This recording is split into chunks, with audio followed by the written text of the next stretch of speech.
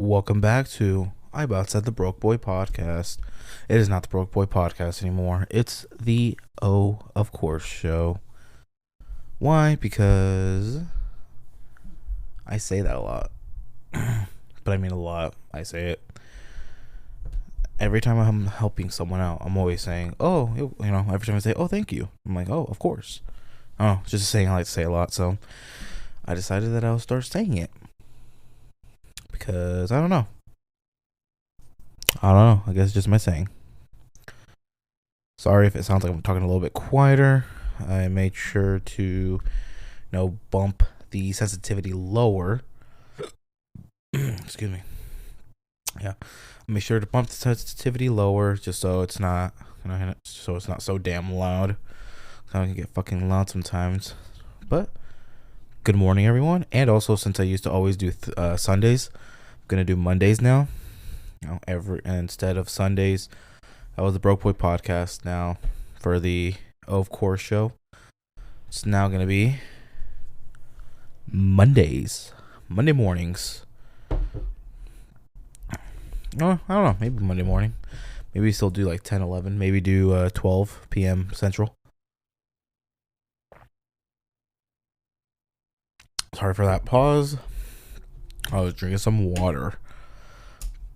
But anyways, whenever this episode comes out and whenever you guys are listening to it, either good morning or good afternoon. We can go ahead and see what the weather's going to be like, here in Lincoln. Let's see, does it tell me tomorrow? Oh, look, we got a red flag warning. I don't give a shit. Well, Monday morning, or just Monday all day, the highest it's going to be is 67 here in Lincoln. And for the Panhandle listeners, the people who live out in the Panhandle, I'm going to go based off of Minutair, my town. Oh, you fucking lucky ducks. It's going to be 74 over there. Assholes. Y'all got it lucky. Y'all got that nice crystal clean weather. Fucking luckies. I wish we could have this fucking weather. It's always nice to have that nice, good, clean weather. So yeah, how's everyone's morning doing today? And interestingly enough, I know I've been saying, oh yeah, I got the test to do, the real estate test and whatnot. But surprisingly enough, I had at work. I work at customer service. So I was talking to this one lady who came in, and she said she could hear that I was very passionate when I was speaking. Very, very passionate, and she could hear that I had plans and whatnot. And so I told her, yeah, I need to take the test. It's 150 and whatnot. And she told me in my face, she was like, I'm going to give you $150 right now so you can go ahead and pay for that test. And I felt so bad. I did not want to be accepting her money because I just don't like to be accepting money like that. If it's for a service I provided, sure. But if it's just because, no, I felt super bad. However, she insisted. She's like, I see how passionate you are. I see that you're very goal driven. I see my kids in you when they're passionate on my stuff. And I see my younger self since she said that I believe she wanted to be an astronaut. And I think she got a kid, and then got married.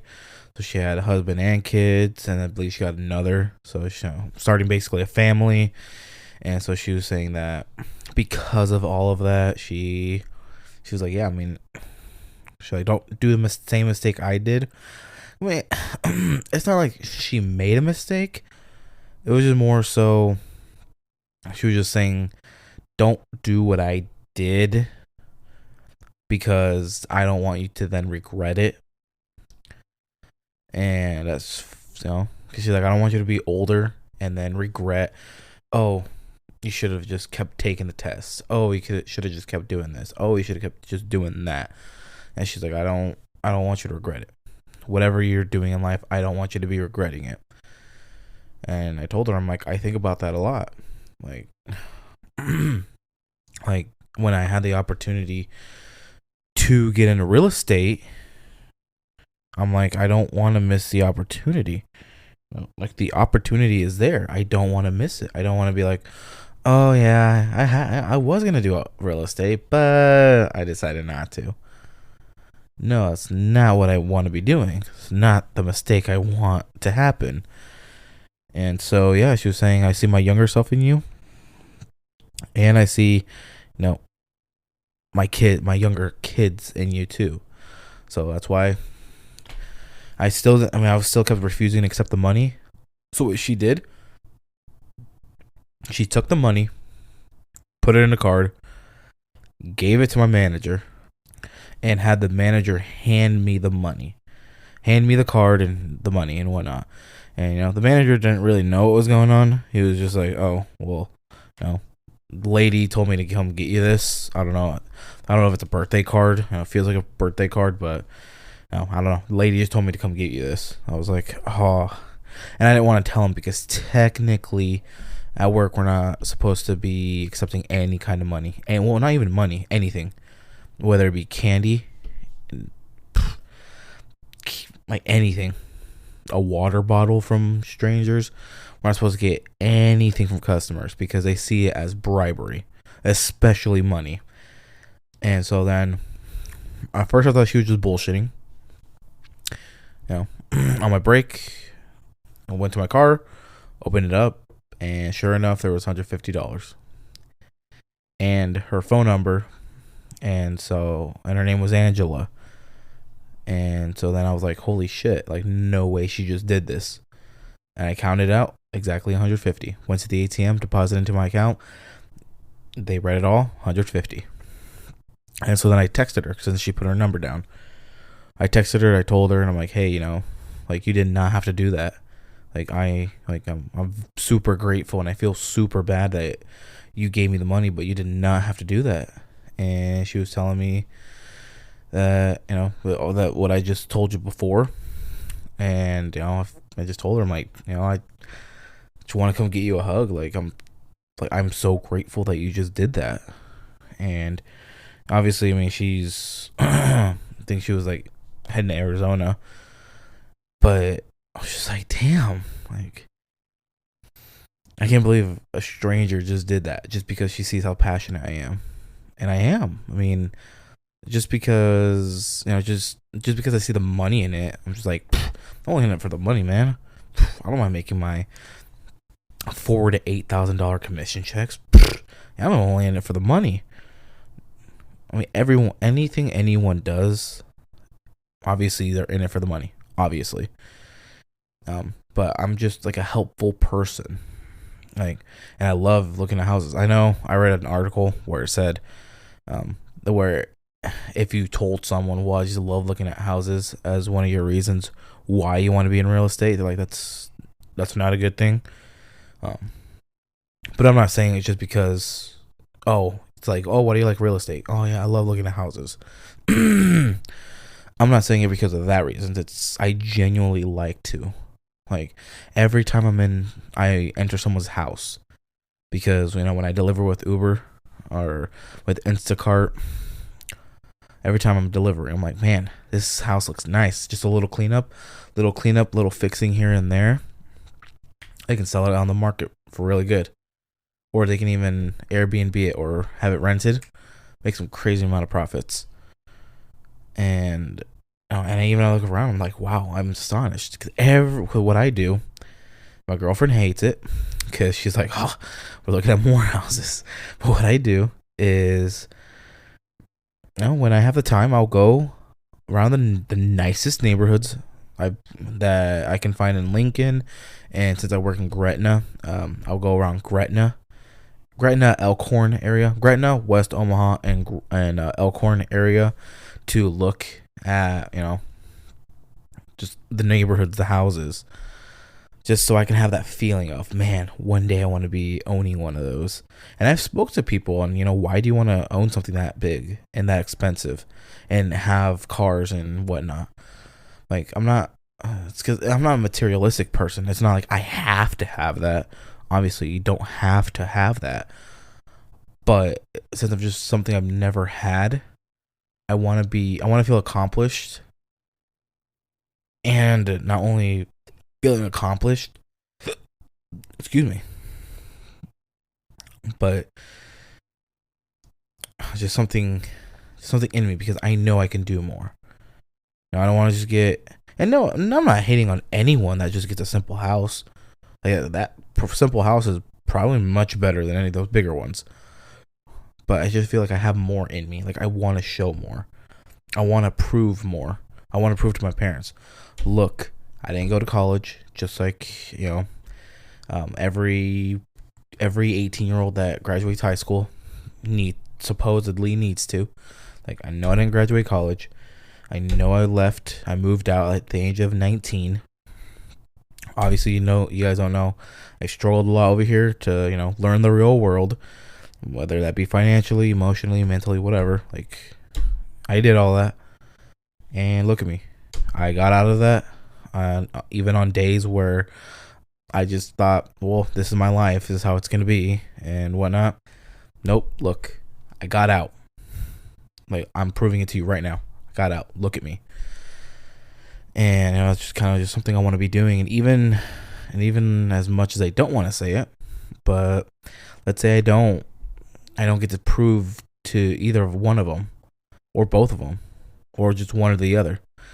Even then, I still want to be looking up in the sky or going to my dad or mom's or parents' grave and saying, hey guys, like, look at me. I did it. Like, unfortunately, you guys weren't able to see me do it and for me to show you and do everything that I wanted to do. But look at me. I did it. And so, yeah, that's just kind of my character, just like what I want to do. And so that's why being in real estate, I'm going to be my best for the clients. I'm going to, do my hardest. Because then also I want to mix it in with content too. Not just market it and just hope buyers or I can get sellers' attention. I'm going to make some content out of it. I'm going to do a house tour video with it. Probably make it into a TikTok as well. And obviously market it as well, and not just on one platform. I'm gonna do it, disperse it everywhere, because I want to show my clients, hey, look, I care. My seller clients, when I'm a listing agent, I'm like, hey, look, I care. I care about selling this home because I made a video, I made a tour video out of it. I'm doing all this, like, I genuinely care. And then when I'm a buyer's agent, I will genuinely care about my buyers too. Like, I know with, like, because you can do like buyer's gifts. Hold on. Now you can do like buyer's gifts where, your buyer bought a house, so then you just give them a little basket of goodies, whether that be a basket of like some like shampoo and then some towels or like some pillows or blankets or whatnot. No, I can do that. But then also listening to my buyers, and that's also what I'm good at, is listening. So when I listen to my buyers and whatnot, and not only listen to their needs of the houses they're trying to find, but also in their life. How's your day? How are your kids? Oh, your kids in English class? Oh, how good are they in English? Do they think of going to college? And if they do think of I shouldn't put it that way, but just like, do they plan on, what are their plans after graduating? Just ask them simple questions like that. Because if let's say the son wants to be a graphic designer or a programmer or something, and I might gift him like a high-end laptop. Say, hey, look, I care. I heard your kid needed that. I cared. Here you go. Or I'm not gonna be spending like a fuck ton on gifts, obviously. But yeah, just like that. Just like, oh, you bought, you bought the house, and you guys are gonna start a family. Let me go. Let me get some baby products for you. Maybe a baby monitor. Let me get some baby products for you.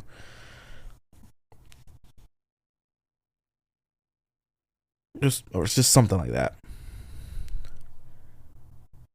So yeah, that's just kind of how I am. How I am. That's kind of just what I want to do.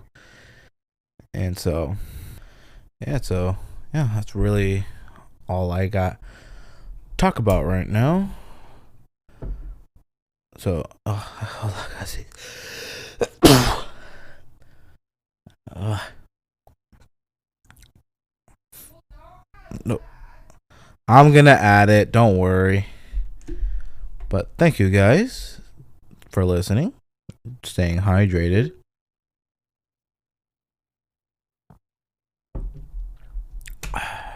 And I'll see you next Monday now.